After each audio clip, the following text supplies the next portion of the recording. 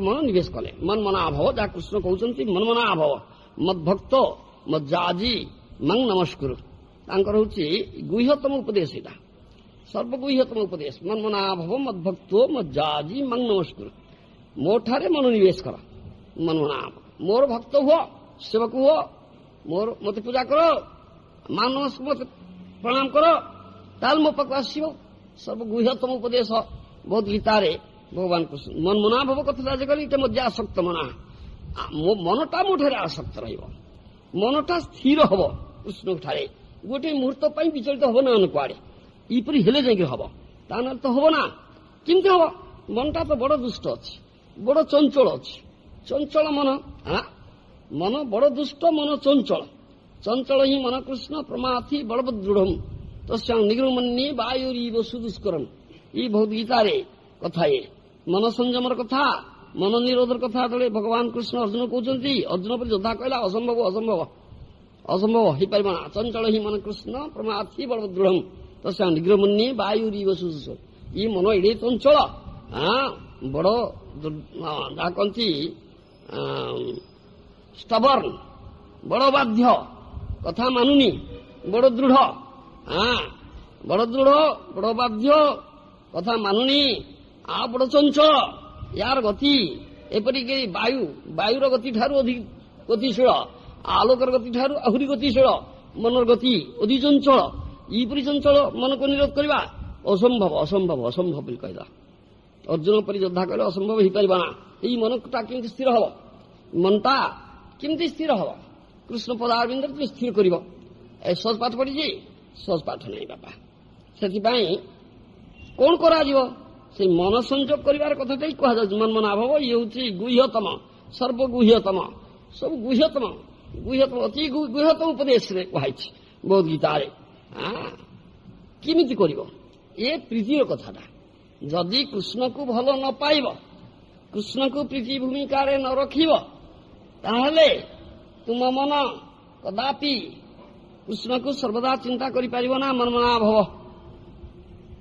ସେଇ କୃଷ୍ଣ ମହାପ୍ରଭୁ ରୂପରେ ଆସୁଛନ୍ତି, ସେଇ ପ୍ରୀତି ବା ପ୍ରେମଟା ଦେବା ପାଇଁ ଯୋଉ ପ୍ରେମରେ ବନ୍ଧା ହେବେ, ସେ ପ୍ରେମ ନ ମିଳିଲେ, ସେ ପ୍ରେମଟି ନ ମିଳିଲେ ମନ ସ୍ଥିର କରିପାରିବ ନା।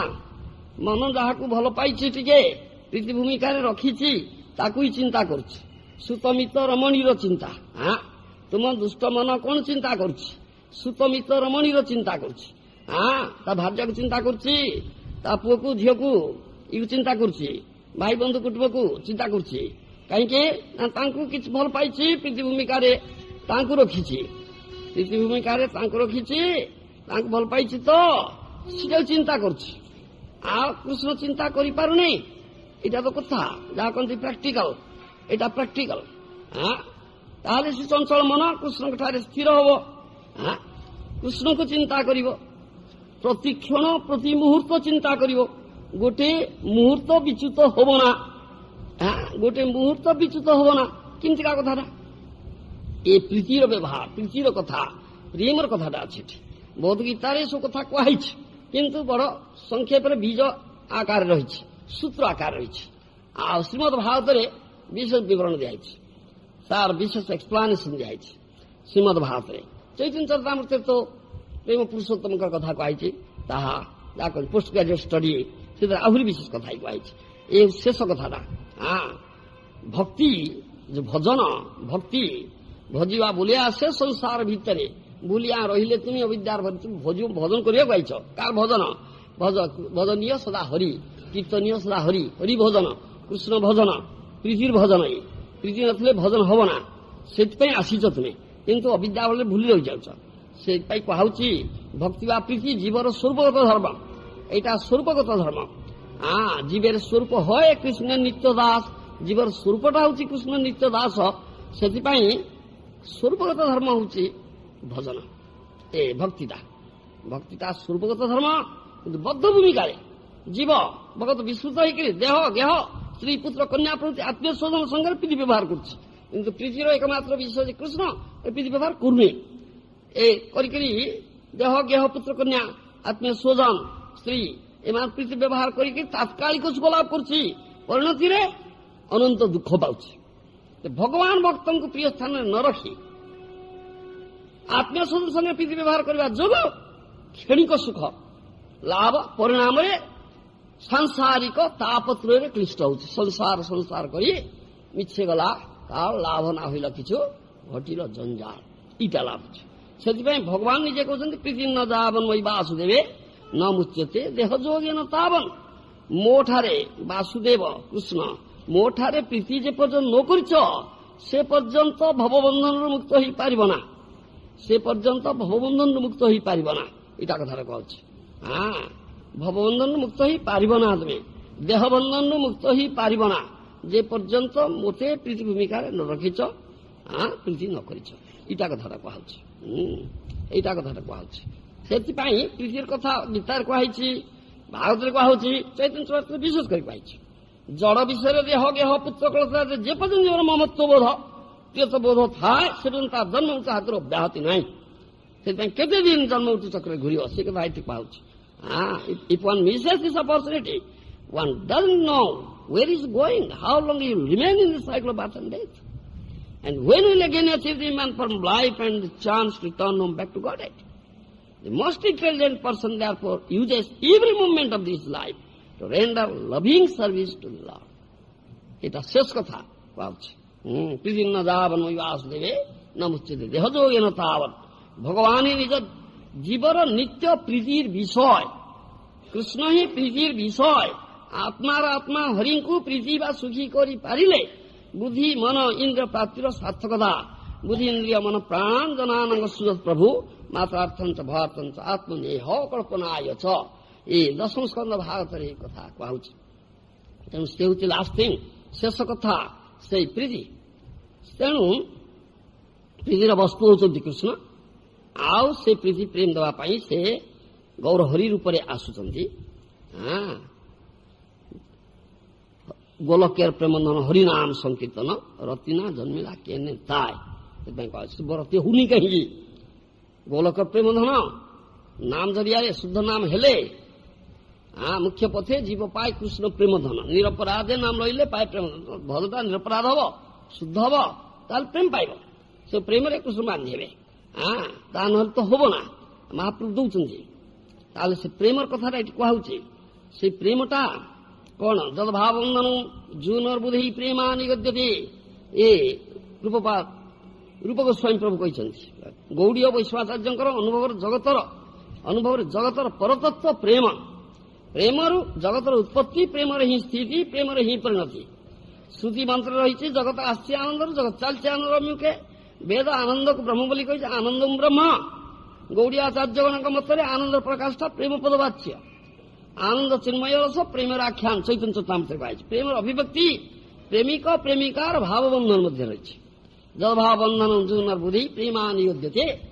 ଯେଉଁ ଭାବବନ୍ଧନ ଅନିତ୍ୟ ତାହା ପ୍ରେମ ନୁହେଁ। ଏ ଜଡ଼ ଜଗତରେ ସବୁକିଛି ଅନିତ୍ୟ, ଟେମ୍ପୋରାରୀ। ଏଠି ଯୋଉ ବନ୍ଧନ ତାହା ପ୍ରେମ ନୁହେଁ। ଯେଉଁ ଭାବବନ୍ଧନ ଅଜର ଅମର ଅବିନାଶୀ ତାହା ହେଉଛି ପ୍ରେମ। ଧ୍ୱଂସ ହେବାର ସୁବିଧା କାରଣ ରହିଛି, ଧ୍ୱଂସ ହୁଏ ନା। ଭାବବନ୍ଧନ ତାହା ପ୍ରେମ। ସର୍ବଥା ଧ୍ୱଂସ ରହିତ ସତ୍ୟପି ଧ୍ୱଂସ କାରଣେ। ଏଇ ଭକ୍ତ ଭଗବାନଙ୍କର ଭାବବନ୍ଧନ ପ୍ରେମ ପଦବାଚ୍ୟ ହେଇପାରେ। ଲୌକିକ କୌଣସି ସମ୍ବନ୍ଧ ପଦବାଚ୍ୟ ହେଇପାରେ ନା। ସେଥିପାଇଁ ଗାଢ ହବାର କଥା। ଇକ୍ଷୁ ରସ ଗାଢ ହେଲେ ଗୁଡ଼ হয়, ଗୁଡ଼ ଗାଢ ହେଲେ ଚିନି হয়, চিনি গাঢ় ହେଲେ ମିଶ୍ରି হয়, ମିଶ୍ରି ଗାଢ ହେଲେ ସୀତା ମିଶ୍ରି ଖଣ୍ଡ ମିଶ୍ରି হয়। ସେହିପରି ପ୍ରେମ ବସ୍ତୁ କ୍ରମଶଃ ଗାଢତା ପ୍ରାପ୍ତ ହୋଇ ସ୍ନେହ ମାନ ପ୍ରଣୟ ରାଗ ଅନୁରାଗ ଭାବ ମହାଭାବ ଦୃଢ଼ ମହାଭାବ ଅଦୃଢ଼ ମହାଭାବ ମାଦନାଖ୍ୟ ମହାଭାବ ଏସବୁ କଥା ପରିଣତ হয়। ଏ ବିଷୟରେ ଆଲୋଚନା କରିଛେ। ଏଗୁଡ଼ିକର କଥା ଆମକୁ ବୁଝିବା ପାଇଁ ପଡ଼ିବ। ଏ ପ୍ରୀତି ତତ୍ତ୍ୱର କଥା। ଯେତେବେଳେ ଗାଢତା হয় स्नेह प्रथमटा है स्नेह, तापर मान प्रणय, तापर राग, तापर अनुराग, अनुराग, तापर भाव महाभाव। प्रेम स्नेह परिणत है। प्रेम जो गाढ़तर है चिर चित्तरूप दीप को उद्दीप्त करे। दीप दीपनन हृदय को द्रवीभूत करे, हृदय द्रावयन। यही समय नाम हूँ स्नेह। अंतर स्नेह मिले कृष्ण का रूप दर्शन केवल नयन तृप्ति घटना। प्रभुपाद कहते प्रतिदिन आसव आसक्ति प्रचुर न आसी रही पार ना। जमी जहाँ कहती मद खाई मद कौटी अच्छी धाऊँ से धाऊँ नुचे नुचे छपे छपे कुआड़ मद बिकुच साढ़े गलिकंद जा पहुंच जाऊँ। ये मद गोटे आसक्ति से कृष्ण प्रति आसक्ति। यही समय नाम हूँ स्नेह। अंतर स्नेह जन्मिले कृष्ण रूप दर्शन क्यों नाम तृप्ति हम ना। हाँ देखी सुंदर चांद बदन कोटि कंदर्प जहाँकर सौंदर्य कोटि कंदर्प कंदर्प कोटि कोटि कंदर्पर सौंदर्य को धिक्कार करुच्ची जो कृष्ण रूप ताकू देखी। कोटि कंदर्पर सौंदर्य को धिक्कार कर कृष्ण रूप ताकू देखी मु केमी रही पार घरे आबद्ध होकर केमती रही पार यदि कृष्ण ठारे प्रीति जात तो धाई आसव रमिका से रमिका कथाटा से पड़ुची केमतिका से रही पार ना। प्रभुपाद कह डेली आस मंदिर को आस ये कहा if practice bhakti yoga increases my attachment to Krishna. If one daily sees the deity in the temple, makes offering by worship the deity, chants holy name, personality of God, preaches about glories and preaches Lord as much as possible, becomes attached to Krishna. Is madhya asaktama asakti. Mind is attached to Krishna.